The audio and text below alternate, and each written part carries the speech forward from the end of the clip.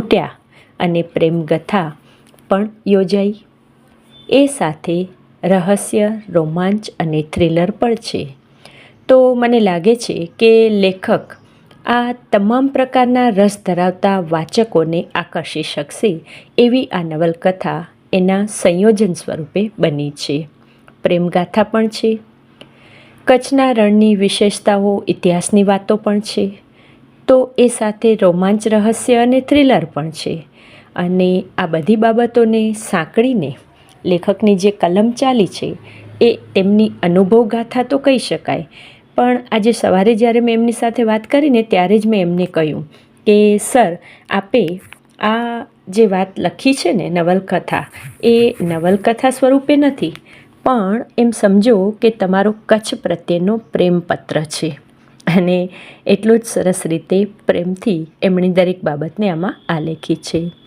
પુસ્તકની વાર્તા એક સામાન્ય યુવક યુવતીની ઓળખથી શરૂ થાય છે, જે કચ્છની યાત્રા દરમિયાન એકબીજાને મળે છે. યાત્રાની શરૂઆત તદ્દન સરળ લાગે. ધીમે ધીમે બંનેના અંતર્મનનો ઘાટ ખુલવા લાગે છે. આમ જોવા જઈએ તો બંને ખૂબ અલગ ક્ષેત્રના છે, પણ છતાં એમ કહી શકાય કે કદાચ એ બંનેને કચ્છ પ્રત્યેનો પ્રેમ છે જે એકબીજા સાથે સાંકળવા મજબૂર કરે છે. મુખ્ય પાત્રો રાજુ અને સલોની વચ્ચેની લાગણી વાચકોના દિલને સ્પર્શે છે. સલોની એક આધુનિક લેખિકા અને સંવેદનશીલ સ્ત્રી પાત્ર છે, જ્યારે રાજુ એક સરળ, લાગણીશીલ યુવક છે જે પોતાના દેશ અને ધરતી પ્રેમથી પ્રેરિત છે. બધું જ અહીં સમાંતરે ચાલે છે. કચ્છના રણની વાત છે તો કચ્છના ધોળાવીરા ખાતે યોજાનારી ઇન્ટરનેશનલ ઇન્વેસ્ટર્સ સમિટને અનુલક્ષીને ચુસ્ત સલામતી બંદોબસ્ત છે. ત્યારે અહીંના એક ખબરીથી માંડીને બીજા અનેક પાત્રો આપ સ્લાઇડમાં જોઈ શકો છો. કોઈ પગી છે, પોલીસ છે, પત્રકાર છે કે ગામડાનો કોઈ સામાન્ય માણસ, દરેક સતર્ક છે. તેમને દેશપ્રેમી હોવા સાથે ખાસ કચ્છને ચાહનારા કહી શકાય. પુસ્તકમાં અનેક સત્ય ઘટનાઓ, વ્યક્તિત્વોની વાર્તાઓ વણાયેલી છે જે માણસને જીવન સંબંધી મૂલ્યો વિશે વિચારવા મજબૂર કરે છે. અહીં હું તમને પુસ્તકની શરૂઆતનો પહેલો જ ફકરો સંભળાવું છું કે આ વાત બહુ ધ્યાનથી સાંભળજો. શરૂઆત એટલી સુંદર રીતે લેખકે કરેલી છે કે આખું પુસ્તક તમને એકી બેઠકે વાંચવા માટે મજબૂર કરી દે. પહેલું પાનું છે પુસ્તકનું. નવી દિલ્હી, રાતના 2:24 કલાક. રહ્યા સયા ગુવડ, થોડા શ્વાન અને હતાશ પ્રેમી સિવાય ભાગ્યે જ કોઈ જાગતું હશે. સાંભળજો ધ્યાનથી. કેટલી અનુભવાયેલી કલમ છે. રહ્યા સયા ગુવડ, થોડા શ્વાન અને હતાશ પ્રેમી સિવાય ભાગ્યે જ કોઈ જાગતું હતું. એ જ સમયે દેશની બહુ હાઈ પ્રોફાઇલ વ્યક્તિના ખાસ ડ્રોપરમાં મુકાયેલ, લાંબા સમયથી ન વપરાયેલ મોબાઈલ ફોનમાં કંઈક આવ્યાના નોટિફિકેશનની ઘંટડી વાગી. ભર ઊંઘ છતાં ચિત્તાની ઝડપે કૂદ્યા રામદેવ બક્ષી. ઉંમર 60થી વધુ, પણ સ્ફૂર્તિ 36 વર્ષનાને શરમાવે એવી. તરત 2 તાલા ચશ્મા પહેરીને, મેં જેમ હમણાં પહેર્યા ને 2 તાલા, એમ 2 તાલા ચશ્મા પહેરીને બાજુના નાનકડા કબાટના લોક પર તર્જની મૂકી. સામેથી લીલી લાઇટ દેખાઈ. હવેનું વર્ણન મિત્રો ખાસ સાંભળજો. જે ઇન્ટેલિજન્સ એજન્સી હોય અથવા તો CIDના જે લોકો હોય, જે રીતે કામ કરતા હોય, એ લોકોનું કાર્ય કેવું ઝીણવટપૂર્વકનું અને ઓપરેશન કેટલું ખાનગી રાખતા હોય છે, એ માટે એ લોકોની જે પ્રક્રિયાઓ હોય છે ને એ સમજવા જેવી છે. તેમણે કબાટના લોક પર તર્જની મૂકી. સામેથી લીલી લાઇટ દેખાઈ એટલે એની સામે ડાબી આંખ ધરી. પછી બ્લુ લાઇટ આવી એટલે કબાટ પરના ડાયલર પર પાસવર્ડનો નંબર દબાવ્યો. 15071947. 2 સેકન્ડ બાદ દરવાજો ખુલ્યો. અંદર પડેલા 7માંથી એક મોબાઈલ ફોન ઉપાડ્યો. મોબાઈલ ફોન જોઈને બક્ષી બબડ્યા. આ ફોન મેં જેના માટે લીધો એ વ્યક્તિ ક્યારેય કામમાં આવશે ખરો એનો વિચાર કાલે જ આવ્યો ને આજે આ ફોન રણક્યો. ફોન હાથમાં લઈને વોટ્સઅપ પર મેસેજ જોયો. હવે મેસેજ સાંભળજો. કોડવર્ડ ભાષા. ચાતકને સાબદા કરો, ભારે માવઠાની તૈયારી, સંભવિત લોકેશન કચ્છ. ફરી વાક્ય સંભળાવું છું. ચાતકને સાબદા કરો, ભારે માવઠાની તૈયારી, સંભવિત લોકેશન કચ્છ. બક્ષી સમજી ગયા કે આ માવઠું એટલે આતંકવાદી હુમલો, અને એ પણ કચ્છમાં. નો વે, કાન્ટ બી, થવા જ ન દેવાય. બડબડાટ સાથે બક્ષીએ ફોન મશીનમાં પાણી ગરમ કર્યું અને બક્ષીએ કોફી મશીનમાં પાણી ગરમ કર્યું. આગળની વાત અધ્યાર રાખું છું. મને લાગે છે મિત્રો તમારા સૌના ચહેરા પરથી કે તમને પણ ઇંતજારી જાગી. સાચું ને? અહીં દેશને ગદ્દાર એવા પાત્રોનું અને કચ્છ પ્રત્યે ઝેર રાખનારનું ખતરનાક કાવતરું જાણવા મળતા. જે સૂઝબૂઝથી પગી હોય, ખબરી હોય, સામાન્ય માણસ હોય, આ દરેક જણા પોલીસ છે, ઇન્સ્પેક્ટર તરીકે લેડીઝ પણ છે અને જેન્ટ્સ પણ છે, બધા સાથે મળીને કેટલી સરસ રીતે આ કાવતરું અસફળ બનાવે છે. કાન્ટ બી કહે છે ને શરૂઆતમાં જ કે મારા કચ્છને કાંઈ જ થવું ન જોઈએ. અને આ ઓપરેશન રોચક રહસ્યની શ્રેણીબદ્ધ રજૂઆત. આપણે કેમ પિક્ચર જોવા જઈએ અને ખુરશીના બે હાથા પકડીને ઉત્તેજનાપૂર્વક બેઠા હોઈએ કે હવે શું થશે, આવો જ કંઈક અનુભવ આ બેઠકમાં એકી બેઠકે પુસ્તક વાંચવા મજબૂર કરે છે. અને એ જ મને લાગે છે લેખક શ્રી શાહના કલમની કમાલ છે. પુસ્તકમાં પ્રેમ છે, પૃથ્વી પ્રેમ, સંસ્કૃતિનો મિજાજ, એકબીજા સાથે જીવી શકાય તેવો અનુભવ મળે છે. આ પુસ્તક માત્ર પ્રેમકથા ન રહેતા કચ્છ માટેના પ્રેમ અને તેના દરેક પાસાની ઊંડાણપૂર્વકની સમજ આવે છે. અહીં વાચક માત્ર પાત્રો સાથે નહીં પરંતુ કચ્છની ધરતી સાથે પણ પ્રેમમાં પડી જાય છે. આપણે તો કચ્છીઓ છીએ જ એટલે આપણામાં એ બાબત સામાન્ય છે, પણ જેણે કદાચ કચ્છ નથી જોયું અથવા કચ્છ વિશે વિગતવાર ઊંડાણથી નથી જાણતા ને એને પણ કચ્છના પ્રેમમાં પાડવા માટે લેખક શ્રી શાહની કલમ મજબૂર કરે છે એવું અહીં મને લાગે છે. શાહની લેખન શૈલીમાં એક પ્રકારની સત્યતા છે જે આંખોથી નહીં દિલથી જોવામાં આવે છે.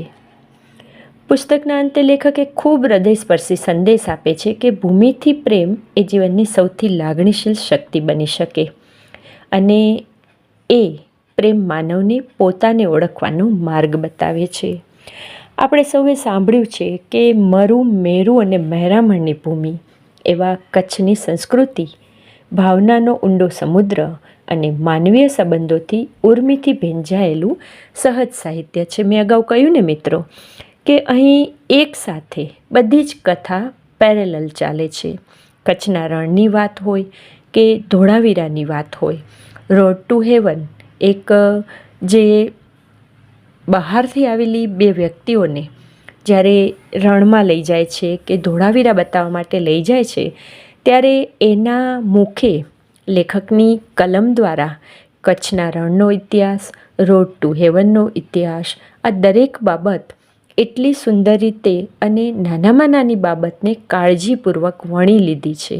એ બતાવે છે કે લેખકનો પત્રકાર તરીકેનો અનુભવ સાથે કચ્છ પ્રત્યેનો પ્રેમ પણ કેટલો છે કે જે કચ્છના ભૂંગાની વાત હોય, કોઈ પ્રાકૃતિક વર્ણન હોય કે કોઈ લોકલ આર્ટની વાત કરવામાં આવી હોય, જે ભૂંગાની વાત કરી, ઊંટની વાત કરી, આ બધી બાબતો અહીં કહું ને કે ભાવનાત્મક લાગણી પણ છે. જીવનની તકલીફો અને સંબંધોની નમ્રતા એવા મુદ્દાઓનું ઊંડાણપૂર્વક ચિત્રણ છે. અહીં અનેક પડકારોનો સામનો પણ કરવામાં આવે છે. આ પડકારની વાત કરું, બહુ ડિટેલમાં તો નહીં કહું પણ ટૂંકમાં કહું કે એક ફકરો અહીં મને બહુ ગમી ગયો, જે વાત કરી કે આ લેડીઝ પાત્ર છે સલોની, અને એ એવી લેખિકા છે કે જે તેના પુસ્તક માટે કોઈ એવી વ્યક્તિના સાથે કચ્છમાં આવી છે અને એની પ્રસિદ્ધિ માટે એ લોકો આ કાર્ય કરી રહ્યા છે. આ વખતે એવું કંઈક બને છે કે જેના પરિણામે સલોનીને ખબર પડે છે કે કંઈક ગરબડ છે. અને એ વખતે જ્યારે અચાનક એવો કોઈ પડકાર એની સામે આવી પડે છે ત્યારે સલોનીના જે શબ્દો છે એ મને ખૂબ ગમે છે. અને એ સાંભળજો. સલોનીને કહે છે કે ખોટી સવાલબાજી છોડી દે અને સ્થિતિની ગંભીરતા સમજાતી નથી. ત્યારે સલોનીનો જવાબ છે, ગંભીરતાની એસી કી તૈસી, કચ્છની દીકરી છું, અહીંની ખુમારી હજી મારા લોહીમાં અકબંધ છે. જો અમારા સતી તોરલ ડાકુ જેસલથી ન ડરે અને એનો ભાવ સુધારી શકે તો આ સલોની શું કામ કોઈથી ડરે? મારે સચ્ચાઈ જાણવી છે કે કોણ મારો ઉપયોગ કરી રહ્યું છે, કોણ મને ગેરમાર્ગે દોરી રહ્યા છે. સમજ્યા?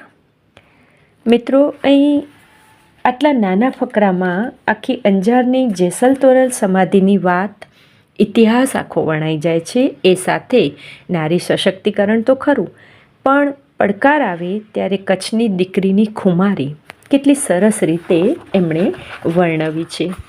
તો સાથે મેં જે વાત કરી એમ કે પ્રતાપ પગી જે છે, પહેલાં મિત્રો એક કહું તમને હસવા જેવી વાત, કે નાની હતી ને ત્યારે પગી શબ્દ સાંભળતી તો હું એમ કહેતી કે પગી એટલે પગે ચાલનાર માણસ, તો આપણે પગી જ છીએ, આપણે પગે હાલીએ છીએ ને. બરાબર ને? પણ જ્યારે લેખકની આ પુસ્તિકા વાંચી અને ઘણું બધું મને એમાં જાણવા મળ્યું ત્યારે મને ખબર પડી કે પગી એટલે એવી વ્યક્તિ જે કદાચ ભણેલ પણ હોય અને કદાચ ન પણ હોય, પણ એવી અનુભવી વ્યક્તિ કે જેની પાસે ઘણું બધું જ્ઞાન હોય છે. શેનું? તો કે જે લોકો પસાર થયા હોય એના પગના આધારે એની પાસેથી એ માહિતી મેળવવામાં આવે કે કોઈ ખોટા કારણોસર કે એ રીતે કોઈ વ્યક્તિ આપણે ત્યાં ઘૂસી આવી હોય અને એનું પગેરું મેળવવાનું હોય ત્યારે. તો અહીં એક પ્રતાપ પગીની વાત છે જે મને ગમી, જે તમારી સમક્ષ શેર કરું છું. નાનકડી એવી વાત. જ્યારે એ લોકો ઓપરેશન બાબતે તપાસ કરવા માટે આગળ વધે છે ત્યારે એક પગીની મદદ લે છે. ત્રણેય ગાડીમાંથી ઉતર્યા. પ્રતાપ પગીએ જમીન પર બેસીને રણ રસ્તા પર નજર નાખી. 2 જણાના પગલાં સ્પષ્ટપણે નજર પડતા હતા. પ્રતાપ પગી થોડું નીચે નમીને બોલ્યા, 2 પગલામાંના એક પુરુષના છે, એક સ્ત્રીના છે. પુરુષ 30 વર્ષની આસપાસનો અને સ્ત્રી 25 વર્ષની નજીક હોઈ શકે. મિત્રો, આટલું તો બરાબર છે, પણ હવે સાંભળજો. કદાચ પુરુષના જમણા હાથમાં બેગ કે વજનવાળું કંઈક હોવું જોઈએ. મને લાગે છે કે બંને થોડા ઉતાવળમાં ચાલ્યા હોવા જોઈએ. એ 3 પગલાંની આસપાસ ચાલીને તેઓ આગળ વધવા માંડ્યા. આ પગલાં જાણે પોતાના માટે સર્વસ્વ હોય એમ એની પર પગીએ નજર ટેકવી રાખી હતી. ગામને દરવાજે પહોંચ્યા ત્યાં પગલાં દેખાતા બંધ થઈ ગયા. દરવાજા પછી પાકો રસ્તો બનેલો હતો એટલે પગલાંની છાપ દેખાવી મુશ્કેલ હતી. અહીં અટકું છું મિત્રો, કેમ કે વધારે બોલીશ તો રહસ્યના કોઈ રોમાંચ નહીં રહે. એટલે અહીં વાત જે છે કે એક નાનકડું એવું મને આ વાક્ય બહુ સ્પર્શી ગયું આમાં, કે જાણે પોતાના માટે સર્વસ્વ હોય એમ એની પર પગીએ નજર ટેકવી રાખી. અગાઉ કહ્યું ને એમ કે આ ઓપરેશનને નિષ્ફળ બનાવવા માટે મારા કચ્છને કાંઈ ન થાય એવી આ પગી સહિત, ખબરી સહિત નાનામાં નાની વ્યક્તિઓ પણ તૈયાર છે. એ દર્શાવતું, કચ્છ પ્રત્યેનો પ્રેમ દર્શાવતું એમની આ વાત છે. એ સાથે મેં વાત કરી એમ કે ભૂંગા વિશે ખૂબ વૈજ્ઞાનિક દ્રષ્ટિએ પણ લેખકની જે વિદ્વતા અહીં દ્રષ્ટિમાન થાય છે. કચ્છના ભૂંગાની વાતો એમણે લખી છે તો એ પણ એકદમ એની પૂરેપૂરી વિશિષ્ટતા, એની વૈજ્ઞાનિક વિશિષ્ટતા શું છે એ બધી વાત સાથે રચી છે. તો ઊંટ, જેને આપણે રણનું જહાજ, રણનું વહાણ કહીએ છીએ, એના વિશે પણ એક સુંદર વાત લખી છે જે તમારી સમક્ષ રજૂ કરું છું. પ્રતાપ પગીએ બાજુમાં પડેલો લોટો ઊંચકીને હોઠે લગાડ્યા વગર અદ્ધરથી ધાર કરીને પાણી પીવાનું શરૂ કર્યું. આખો લોટો પાણી પી લીધા બાદ એક પણ ટીપું નીચે પડવા દીધા વગર બંને સામે જોયું. હું મૂળ તો રણનો જીવ ને ઊંટનો આત્મા. સાંભળજો હો મિત્રો, એક એક શબ્દ સાંભળવા જેવા છે. હું મૂળ તો રણનો જીવ ને ઊંટનો આત્મા, એટલે ઊંટની જેમ પાણીનો સંગ્રહ કરી લીધો. તમને ખબર છે, ઊંટ તો સમુદ્રનું પાણી પણ પી શકે. ઊંટ કાંટા ખાઈ જાય અને પચાવી પણ શકે. ઊંટની આંખોમાં 2 પોપચા હોય, એમાંથી એક પારદર્શક પોપચું રણની આંધીમાં આંખનું રક્ષણ કરે અને આંધીમાં પણ જોઈ શકે.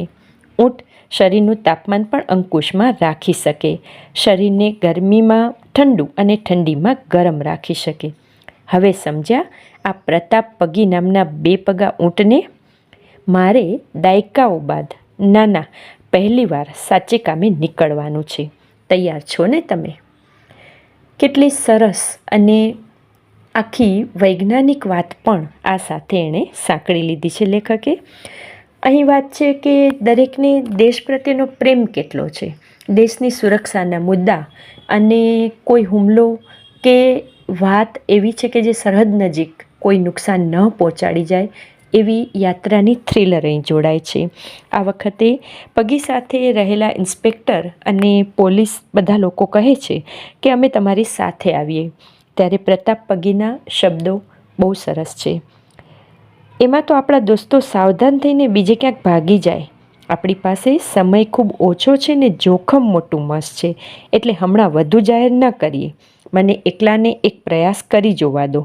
જિંદગીમાં પહેલીવાર આ ડોસાને પરિણામની 125% ખાતરી છે. એક દિશા મળી છે, એ પણ સાવ સાચી. આગળ કહે છે, કચ્છની ખારી ધરતી મીઠા રખોપા કરશે. આપણે તો કચ્છના છોરું, ભલે થોરની જેમ આકરા સૂકા દેખાઈએ. સાંભળજો મિત્રો, આપણે તો કચ્છના છોરું, ભલે થોરની જેમ આકરા સૂકા દેખાઈએ, પણ કોઈ નજીક આવીને સ્પર્શે તો અંદરથી પાણી મળી આવે, પણ આડા ફાટે તો કાંટાની જેમ વળગીને મોઢામાંથી રાડ પડાવી દઈએ હો. છે ને આ કલમની તાકાત.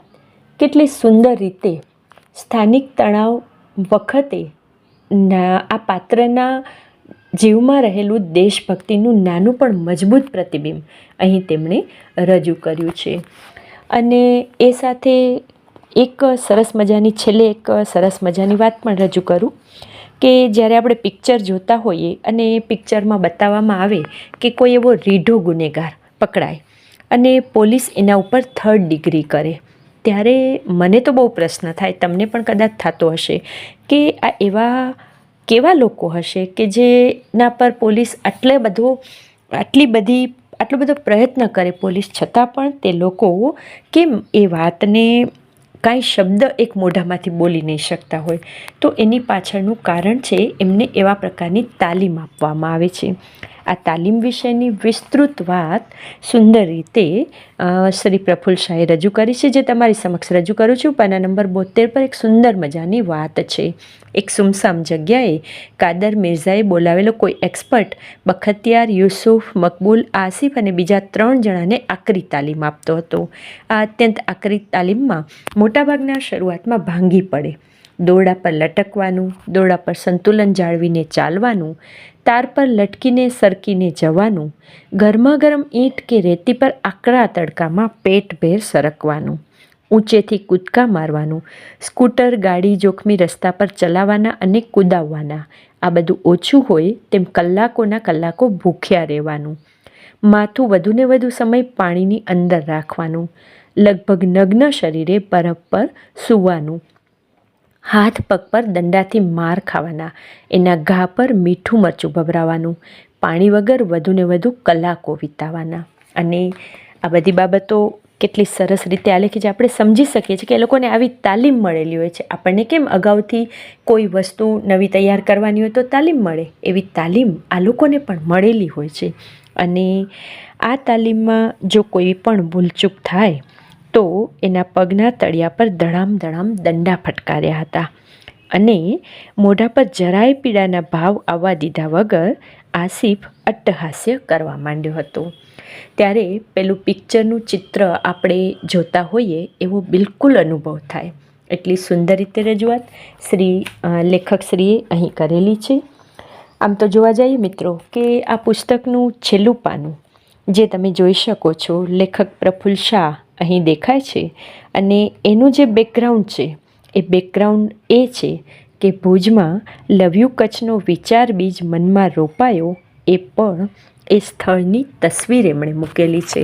મતલબ કે પહેલું પાનું જેટલું જ સુંદર છે એટલું જ છેલ્લું પાનું, પહેલું કવર પેજ અને કવર પેજ છેલ્લું જે રીતે સુંદર રીતે એમણે સજાવેલું છે એ જ રીતે સુંદર સજાવટ થ્રિલર, સંસ્કૃતિ, આત્મસંઘર્ષ અને દેશપ્રેમની એકસાથે આ વાર્તાને યાદગાર બનાવે છે. હું એમ કહી શકું અંતમાં કે જો તમે કચ્છનો જીવંત અનુભવ કરવા ઈચ્છો છો અને એ પણ પૃષ્ઠોના માધ્યમથી, તો આ પુસ્તક આપ સૌના વાંચન સંગ્રહમાં અવશ્ય હોવું જોઈએ. હું ઈચ્છું કે હવે આ સસ્પેન્સ થ્રિલર પિક્ચર તરીકે આ પુસ્તક જોવા મળે એવી આશાભરી શુભેચ્છાઓ સાથે ફરીને આપ સૌનો આભાર. જય કચ્છ, જય હિન્દ, ધન્યવાદ.